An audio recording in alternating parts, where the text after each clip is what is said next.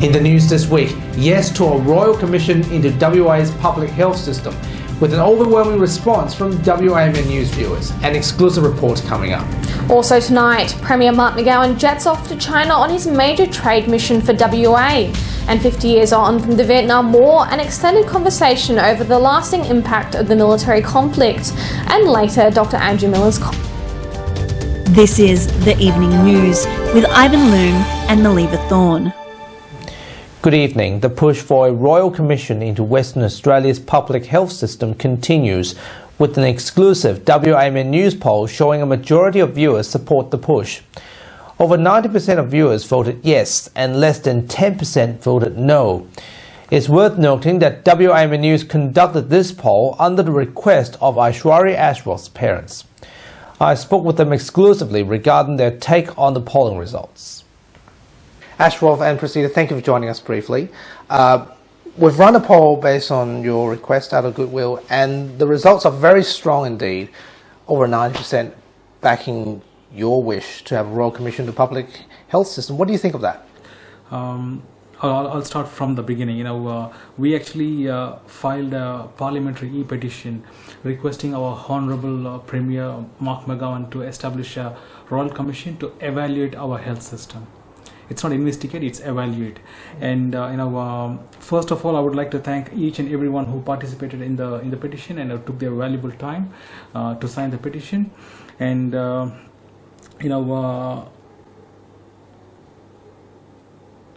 based on the poll results, to be honest, we're not surprised, and we were expecting a similar numbers, and we knew that the majority would say there should be a royal commission, and that just reflects the opinion of the public, and I think it's time to show the real change, and I think the public wants to see some serious changes happening. Yeah, and it's mainly because right now there's a lot of lack of transparency and lack of accountability in our health system, and if we continue like this, and I think there would be the trust deficit will only get worse. There are more announcements regarding the Perth Children's Hospital and also the changes to the emergency department that was released this week. What do you think of it? That's a very good question, because just the patient ratio, to make a safe patient ratio, it's literally taken them almost 2 years to implement, and it's not been implemented yet. It's just an announcement that's been made, so they will be taking nearly 2 years to implement. So just to implement a safe patient ratio in one emergency department in one hospital has taken them 2 years. So can you imagine how long will it take for them to establish a safe working patient ratio to the rest of the PCH? And we're not even talking about how many hospitals we have in Western Australia. So if we are going at this rate, I think they might even take anywhere between 5 to 10 years to implement one change. And that is completely unacceptable, because if the rate of change needs to improve. So what do you say to those people that voted yes? I would say I would firstly thank all of them for showing showing their interest in the poll, and then it just shows that we are heading in the right direction, and because it's very important for us to keep putting pressure on the government to hold them accountable. What's the reason you reckon it's taken so long to implement changes? To be honest, I don't know what the answer is, but a royal commission can actually highlight some of the flaws in the decision making. And with the poll numbers on our side, it's backing you completely. Do you think the government has no excuse not to do it? When this petition will be tabled in the parliament, and I think based on the mood of the public, and I think our premier should consider establishing a royal commission, because we don't want a royal commission to be used as an exercise to point fingers. We want a royal commission to be used as an opportunity to bring in a change. And I understand that your foundation is coming soon as well. Any sneak peek you can give to us? We have some exciting events planned, and there is one scheduled for next month, and then there is another one in June. So we will be making an announcement sometime soon. I would say, hopefully within a week. Do you think that the government has no excuses not to put in a royal commission, given that 90% of our viewers agree with you? The majority of the public do want to see some changes, and not at this pace. We can do better. WA Premier Mark McGowan is heading to China on Monday afternoon to boost trade and business for our state. Resources, food, education and tourism are some of the important industries on the table, as China remains WA's biggest trading partner. Political commentator Peter Kennedy spoke about WA's chance to beat Victoria and get a better trade deal. The first point is China is far and away Western Australia's biggest trading partner. They take a huge amount of iron ore. It is extremely important to the iron ore industry and also to the state's economy and Australia's balance of payments. So don't underestimate the importance of Western Australia's trade with mainland China. The other point, I guess, is that Mr McGowan's been very cautious with the recent problems between Australia and China, trading problems, which saw some bans placed on some Australian items, such as barley, for instance. Mr McGowan was very cautious and no doubt bearing in mind the advice that he received from previous Premier Colin Barnett, who said, "Don't poke the panda." So that was a salutary warning from Colin Barnett. There's no point upsetting relations between Australia and China if you don't have to. All right, they've gone through a difficult patch, but Western Australia seems to have handled it pretty well from an even-handed point of view. There are problems at the national level, but Western Australia seems to have avoided those. So that's very important. It's very important to build on relations with China. Western Australia is the biggest trading state in the country. We export more than 50% of the nation's exports, with 11% of the population. More than half of those exports go to China. So that generates around 250,000 West Australian jobs. And so you can see the importance of the relationship and why sensible people want to keep it strong. Tourism is a potential growth area. And also now that the students are beginning to return to Australia after the COVID problem, that it is extremely important that Western Australia gets its share of overseas students for our universities and other education institutions. So tourism and attracting students, more overseas students to Western Australia, very important. That will be a big part of Mr McGowan's mission to China. Peter Kennedy, WAMN News. Hi there. Are you looking for a new home or want to refinance your car mortgage to get a better rate? At AA Finance Solutions, we have the expertise and knowledge to help you to find the right loan for your needs and budgets. Contact us today. Let us help you to make your home ownership dream a reality. AA Finance Solutions, your local mortgage broker. Port Hedland has avoided major damage after Cyclone Ilsa landed on WA's north coast. The media were informed that some areas in the region are still potentially expecting to flood. However, the Pardu Row house was decimated, though Acting Emergency Services Minister Sue Ellery informed the media that it was insured. Meanwhile, wind speeds reached 289 kilometers an hour, a national record for any cyclone in Australia's history. Port Hedland and other areas fortunately received no damage as DFS drops its red alert warning. Meanwhile, Mining and Pastoral Region Liberal MLC Neil Thompson continues to raise the issues regarding road access into the Kimberley as the recent waters continues to flow up on the Fitzroy River, resulting ongoing road closures. That raised the water level to overtop that low-level crossing. So that low-level crossing has been closed for another 2 weeks or so. There's still a little bit more rain to come, and we're hoping that rain will come to an end soon because it's vital that we get that four-wheel drive access up and running. It's also vital we get our trucks running, and that's something that has been very disappointing that it hasn't happened at this point, and more could have been done. The Minister did promise to have a pontoon bridge in place back on the 23rd of January, and none of that has occurred, and it's really impacting on the north, really impacting on our economy. It's been very disappointing indeed. The McGowan government announced the new Women and Babies Hospital site will be built at the Fiona Stanley Hospital precinct, rather than in Subiaco as previously planned. The $1.8 billion piece of infrastructure will be built on one of Fiona Stanley's car parks, south of the Emergency and Mental Health Unit, to minimise construction disruption to staff and patients. The hospital will be equipped with more gynaecology and neonatal services, as well as obstetrics beds, birthing suites and theatres. An expansion to the Perth Children's Hospital neonatal services was also announced on Tuesday. It is critically important that we co-locate the Women's and Newborns Hospital to a tertiary hospital so that our sickest women have access to an ICU, which is what makes Fiona Stanley, at this site, the obvious choice.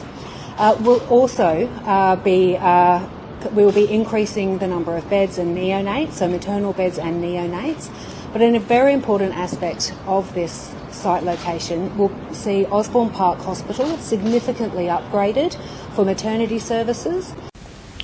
The Australian Nursing Federation, WA, is vowing to continue its advocacy for members as proceedings at the WA Industrial Relations Commission drags on. The union may face a fine of $350,000 as a result of the strike taken late last year. But a final decision will not be handed down until both sides have made further submissions. Secretary Janet Reyes says progress has been made at the Industrial Relations Commission, but work is continuing until the full bench comes to a final decision. WA Health Minister Amberjade Sanderson was again asked about the potential fines during her announcement at the Osborne Park Hospital. The minister was only willing to emphasise the state government never sought to fine or deregister the ANF, stating that the Commission is completely independent from the government. The Australian Arab Association of WA is preparing for the Live Lighter Eid Carnival, which will go ahead at Burswood Park on Sunday the 30th of April. The festival aims to showcase Arab culture to the wider community, with family-friendly activities including camel rides, a merry-go-round, bouncy castles, multicultural performances, food and cultural stalls available on the day. The association's community spokeswoman Amal Yusuf invites the WA community to attend the free event. Multicultural Eid Carnival marks the signs at the end of Ramadan, where we completed a month of fasting. So it is time to celebrate, and it's usually 3 days of celebration, but we're doing a whole full fun day in one day. There'll be many rides, free performances, free parking, free entry. There'll be face painting. There'll be many bazaar stores, many different foods from all over the world. And, you know, it's a time which is fun for everybody to come along and just enjoy the day. And now here's AMA WA spokesman Dr. Andrew Miller with his weekly medical and news commentary. Hi, thanks for your time. Just been to North America and back, which involved an awful lot of time on aeroplanes, and with the threat of respiratory disease still quite large in our community, we've got a lot of COVID around and a new variant on the rise in the last few weeks, as well as unfortunately hospitalisations and deaths in nursing home facilities across the country right now. Also seeing a lot of influenza B making people very sick and causing admission to hospital. And unfortunately, hospitals across the country have been dropping mask requirements, and cross-infection of patients and infection from staff to patients and vice versa has been going on, with a big consequence for patients because the frail population that are in hospital have a 10% risk of dying if they get COVID while they're in there, according to studies from around the world, and also that's what we're seeing from leaked data out of the Victorian system. We don't record that data in Western Australia, and we should be preventing the infection of people whilst they're in healthcare facilities. We can choose whether or not we want to go to a restaurant or to a movie theatre, but the clinically vulnerable can't stay away from hospitals, and it's their human right that they be protected when they're there. I just travelled to North America and back with an N95 mask on, had no problem with infection of any kind. Really enjoy the trip, and if you want to ensure your holiday, the best way to do that is to make sure you don't get sick while you're away. I used to always get some sort of cold or flu after going on a reasonable length flight, but since I've been wearing an N95 mask, got nothing. It's really not that inconvenient. In fact, I forget that I've got it on after I've been there for a while. And when you think about that, particularly that time when you're getting off a plane or getting on a plane and everyone's all just breathing unfiltered air at that point, it's not until you get in the air that the aircraft filtration system is working properly. But particularly those times when you're on the ground and when you're queuing up, you need to be protected from that crush of people who are all breathing filthy air on you. So I'd encourage you to not be too worried about the peer group pressure. I had no pushback whatsoever from wearing a decent mask, and in fact I saw other people thinking about it and then getting theirs out and putting them on, particularly when we were all stuck in a line somewhere in an air bridge. So look after yourselves, look after your family, and try to avoid getting sick more than you have to. Who would have thought that that's something we would need to be emphasising these days? The Sir Charles Gardner Osborne Park Hospital System has been given a warning this week that staff need to return to wearing masks because of the high rate of respiratory infections, including COVID, that's happening within patients and within staff. Surgical masks are inadequate, of course. We know they're not designed to prevent the spread of respiratory illness. You wouldn't be allowed to wear one on a mine site. You wouldn't be allowed to wear one if you're working with stone or with asbestos. You shouldn't be allowed to wear one if you're working with infectious patients. Thanks very much for your time. And that was Dr. Andrew Miller's comment. Well, the Arab Festival certainly sounds like an exciting experience. What do you think, Ivan? Well, it's coming up in 2 weeks' time, so we definitely look forward to be there. And of course, as you've heard, that WAMN News is going to have a little store there as well. So for those of you who want to meet and greet us, and of course Maddie as well, don't forget to join us there on the 30th of April. We'll recap this week's top stories again in just a moment. But right now, here's Madeline Lombardi with Western Perspective after her vacation. Good evening, Maddie. Thanks, Ivan and Melly. Welcome to Western Perspective. I'm Madeline Lombardi. March 29th, 1973 marks the anniversary of the last US military unit fighting in the Vietnam War returned home to America. This was a significant day to both American and Vietnamese people, as it signified the beginning of the end to what was almost a 20-year-long war. WAMN News was fortunate enough to speak with Dr. An from the Vietnamese community in Australia, WA chapter, about his expertise and knowledge of the life in Vietnam post-war. I think the 29th of March is the rest of the Allied forces withdraw from Vietnam. Yes. Because the both sides have signed the Paris Accord 1973 to end the Vietnam War. But the thing is, the South Vietnam and the Allied forces honor the treaty, so they withdraw, and they expect that both sides will cease fire and stay there where they were to end the war. But the North Vietnam, under the communist rule, continue to invade. They continue to bring tanks and artillery and infantry to the south. And why the south was what we call it, they didn't have any further financial assistance from the Allied forces like America. So they run out of ammunition, they run out of the logistics, and they have no way to defend against the very strong force from the north. That's why a month later, the 30th of April 1975, the South Vietnam collapsed because of that. Okay, so the significance of the Allied withdrawal from Vietnam is to leave us without any defense capacity. Okay. So following that date of March 29th, 1973, so this year's kind of, I guess, mark of when the US troops left Vietnam, was it a difficult process for Vietnamese people to recover and build ties with countries who fought against them during that war? I think because of that, everybody panicked because we left with nothing to defend ourselves.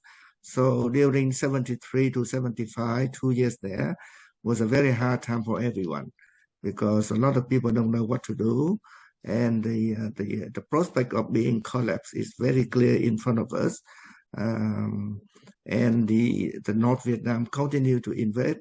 They don't care about what they signed in the 1973 Paris Accord. So it was a terrible time for all of us, a panic in the whole country. Yeah. Are Vietnamese people still living with the repercussions of poisoning tactics such as Agent Orange, and does it still affect some people's day-to-day life following 50 years on as well? Yes, the issue of the orange chemical is still disputable because we have no way to link them together. I mean, some people try to link the orange with the birth defects and thing in Vietnam now, but the thing is, 50 years already passed, and we still have a lot of controversy about the orange chemical, and it's very hard to pin the orange to current defects in a country where the health system is very poor. I mean, they don't have any good health system like us in here, and the health system fall under the hands of the private sectors, and no money, no treatment. So a lot of people might have the STI disease, the sexual transmitted illness, or any other defects that never been found out. And the best way, the easy way is to blame the orange chemical. The Vietnamese people, in my opinion, are very resilient people coming from this war. Can you tell us how the country has recovered from the war 50 years on, and what people have learned from what happened in Vietnam during the 60s and 70s? I think we're talking about the post-war era. People have to stay in Vietnam, they still have to leave, and then they still progress as everybody else in the world. But there's a lot of things like the pollution of the environment is a deliberate act, and the government try not to solve the problem. For example, the Formosa, where the steel factory discharge all the chemical into the sea, and cause a lot of poisoning to the east coast, along the east coast, and the government not trying to solve the problem because corruption is a culture in Vietnam now under the monopoly of the Communist Party. So people who set up the steel factory or any other factory in Vietnam, they already bribe the local officers. So when something happened like that, the people stand up against it, but the government try to suppress it because they already been bribed to have it. So people from the outside come to Vietnam, they will be overwhelmed by the beauty of the country and the good thing about the people. But behind those things, the Communist Party is still run the same thing. Very bad dictator, and they even rob lands, agricultural land to build resort and things like that. And they when they did it there, the government and the people are virtually rivals or enemies. They don't care about the people. So things like the pollution of the environment, not just the orange agent. I don't think the orange agent causes that kind of long-term effect. But the current pollution of the environment in Vietnam is very bad.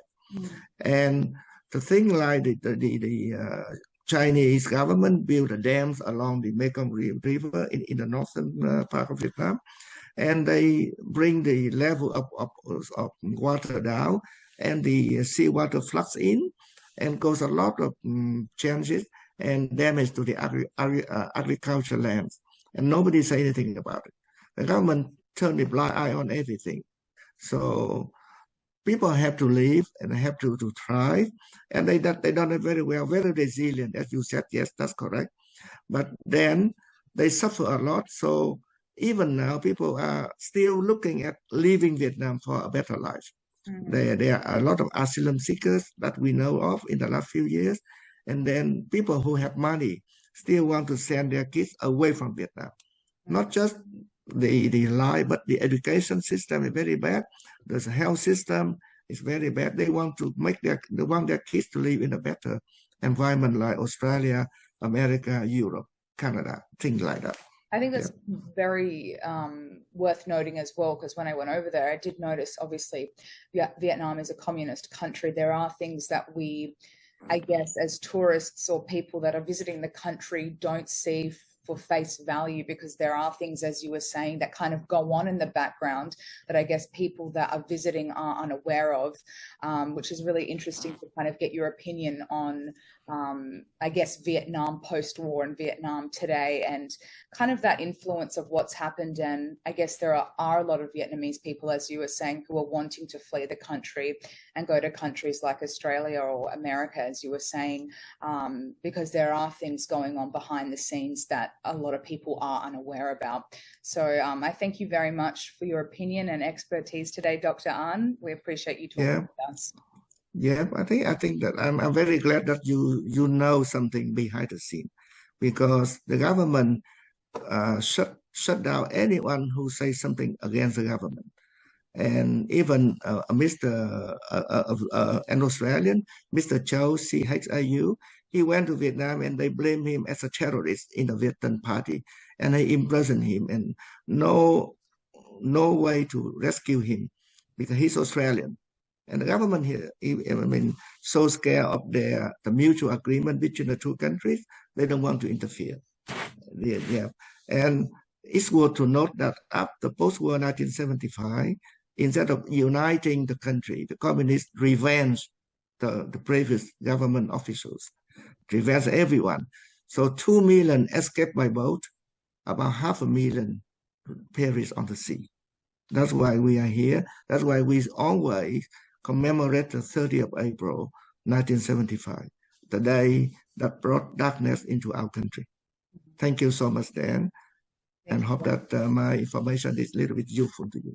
Definitely. Thank you very much for speaking with us, Dr. An. We appreciate you and your opinion as well, and your expertise and knowledge about the situation in Vietnam as well. Thank you very much. Yeah, thank you. That was Dr. An, the WA president of the Vietnamese community in Australia. You can read our weekly premium stories on the WAMN Extra News Club, supporting independent local news and keeping democracy strong. And now here's Leo Puglisi with what's coming up on 6 News tonight. Thanks, guys. On 6 News, Liberals start to take sides in the voice to Parliament, while some state leaders remain undecided ahead of the upcoming referendum. The clean-up begins on Western Australia's coast after Tropical Cyclone Ilsa hit the state. And Joe Biden says he will announce a 2024 presidential run relatively soon, as Republican hopefuls vow to defend the US's Second Amendment. Watch live on our YouTube channel and our website, 6newsau.com. For now though, guys, it's back to you. Thanks, Leo. And that's all from Western Perspective this week. We'll be back with you next week on Sunday. Until then, Ivan and Melly, it's back to you both. Thanks, Maddie. And that's our weekly news and current affairs. We have the latest news on our website, wamnnews.com.au. Don't forget to subscribe to the WAMN Extra News Club so we can continue our work in the community. Full details on wamnnews.com.au/news/extra. From Melly and myself, wish you good health, good night. See you next Sunday. Thanks for watching.